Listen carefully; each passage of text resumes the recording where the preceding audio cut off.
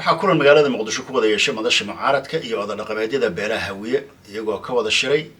qaabkii doorashooyinka iyo nooca doorasho la galayo iyo qaabkii doorashada wax lagu soo xuli jiray ee oday dhaqameedyada ay soo xuli jireen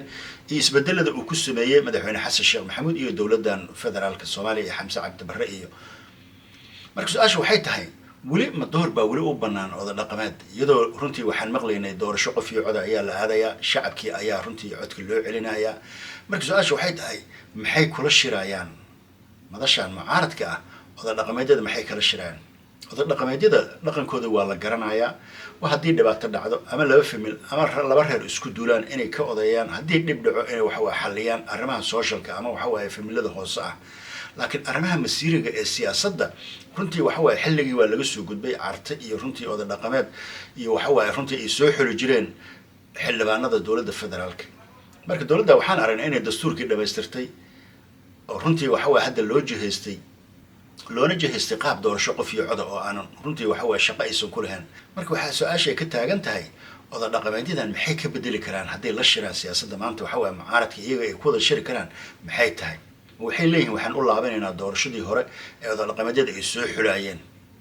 markii mucaaradka in badan ayaa dowladda la shirtay waxaa lagula shiray in doorasho qof iyo cod ah waxaan ahayn inaysan dalkan ka dhacaynin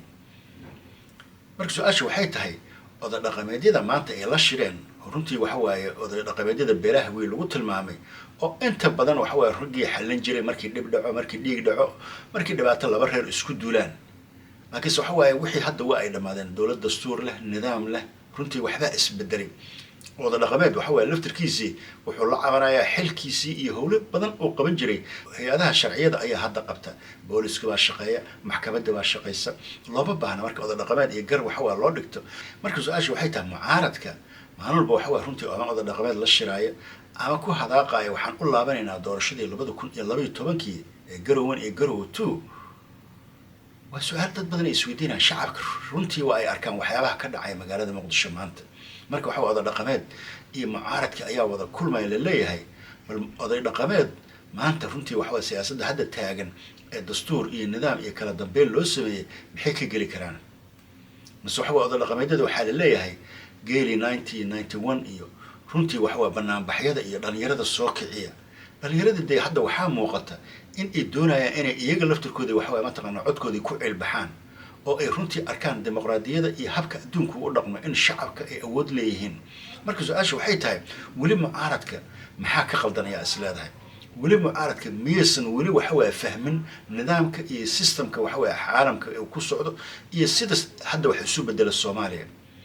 marka su-aashaasi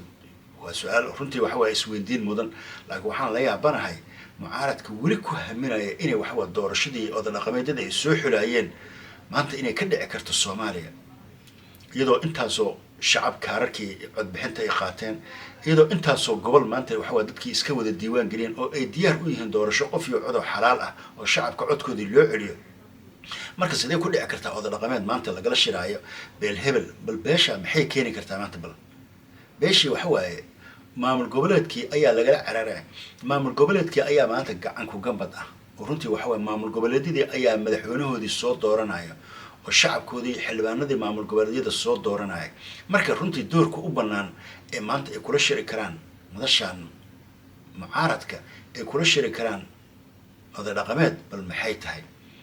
waa su-aal dad badan isweydiinaya bal waxawaaye su-aashaas idinkaan idin soo celiya bal waa arkaynaa wixii ka soo